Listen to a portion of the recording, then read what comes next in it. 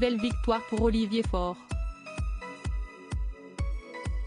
Dans la nuit du jeudi 19 au vendredi 20 janvier, le député français a été reconduit au poste de premier secrétaire du Parti socialiste, dans le duel qui l'opposait au maire de Rouen Nicolas Mayer-Rossignol, a indiqué Le Parisien.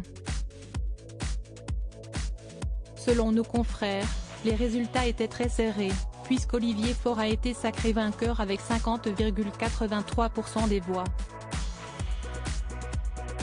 L'occasion de ne savoir plus sur l'homme politique de 53 ans, qui est en couple avec une femme qui a de l'expérience dans le même milieu professionnel que lui, mais qui n'a pas forcément collaboré qu'avec des personnalités de la gauche. Il s'agit de Soria Blattman, avec laquelle il partage sa vie depuis plusieurs années. Si on ne sait que très peu de choses sur l'histoire d'amour d'Olivier Faure, on peut aisément retracer le parcours professionnel de sa compagne, qui a eu un rôle auprès du président au début de son premier quinquennat. Après avoir étudié à l'École normale supérieure et à Sciences Po, celle-ci a été chargée de mission, dans les années 2000, auprès du ministère de la Défense.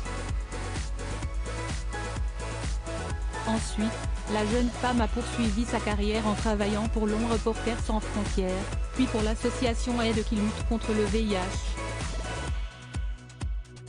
En 2008, Soria Blattman s'est de nouveau tournée vers la politique en devenant responsable des relations extérieures du groupe socialiste à l'Assemblée nationale, pendant 4 ans. Supérieure à découvrir les membres du nouveau gouvernement d'Emmanuel Macron. Une conseillère spécialisée dans les droits humains. Son ascension a continué avec l'obtention du poste de conseillère au sein du cabinet du Premier ministre, pendant 2 ans jusqu'en 2014. Elle a également travaillé, par la suite, au cabinet de la secrétaire d'État chargée du développement et de la francophonie, mais aussi aux relations internationales à la mairie de Paris.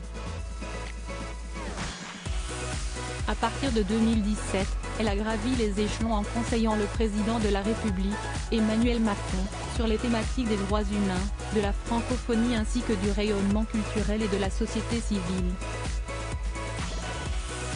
En 2018, elle a continué son métier de conseillère, cette fois au cabinet de la directrice générale de l'UNESCO. Plus récemment, à savoir depuis 1 an et demi, elle a été nommée directrice du pôle prospective sociétale et académique au sein de l'entreprise de conseil parisienne Sociétaire. Article écrit avec la collaboration de 6 médias Crédit Photo, Stéphane Le Mouton.